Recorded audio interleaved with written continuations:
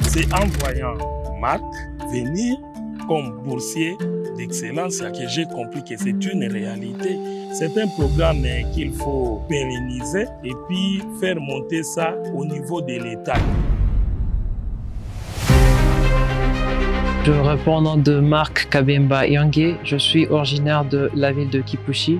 Je suis boursier Excellencia de la 2e édition. Je poursuis mes études en France à l'Institut national des sciences appliquées de Lyon, précisément dans le département de génie énergétique et environnement. Et je suis détenteur d'un diplôme universitaire de technologie en génie thermique et énergie, actuellement connu sous le nom de métier de la transition et de l'efficacité énergétique.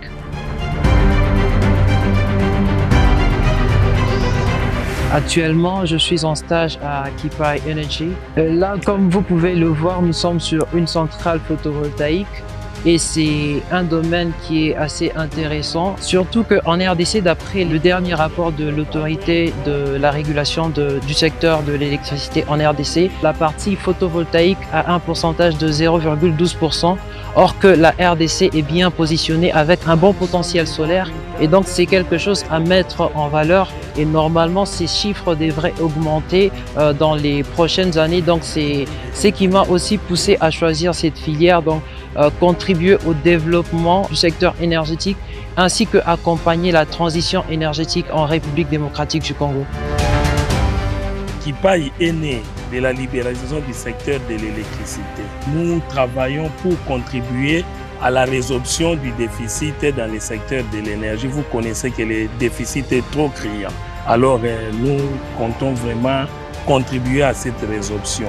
Et dans notre portefeuille, nous avons les grands projets phares qui s'appellent le projet hydrophotovoltaïque Sombwe. Le projet a 2 composantes. Il y a la composante hydroélectrique qui est de 166,8 MW et la composante photovoltaïque que vous avez ici de 50 MW, dont la première phase a été achevée avec succès de 2,4 MW. Déjà, les énergies, c'est un domaine qui me passionne, c'est un domaine que j'aime bien. Et le déficit énergétique en RDC, c'est quelque chose qui me porte à cœur parce qu'il y a développement de plusieurs secteurs tels que les mining, plus principalement dans la province où nous sommes, ainsi qu'au Haut-Katanga, il y a plusieurs mining. Et pour développer ces secteurs, on aura besoin de développer le secteur énergétique. Ce déficit énergétique, c'est vraiment quelque chose d'assez crucial et c'est ce qui m'a poussé à choisir cette filière des énergies afin de contribuer au développement de notre pays. Le stagiaire Marc, issu de la bourse d'excellence, nous a beaucoup marqué de par ses aptitudes. Il comprend facilement et ses questions sont vraiment orientées et nous sommes très contents. Il fait les génies énergétiques à l'Université de Lyon et nous sommes très contents qu'il soit passé par ici. Donc en bref, nous l'avons beaucoup apprécié.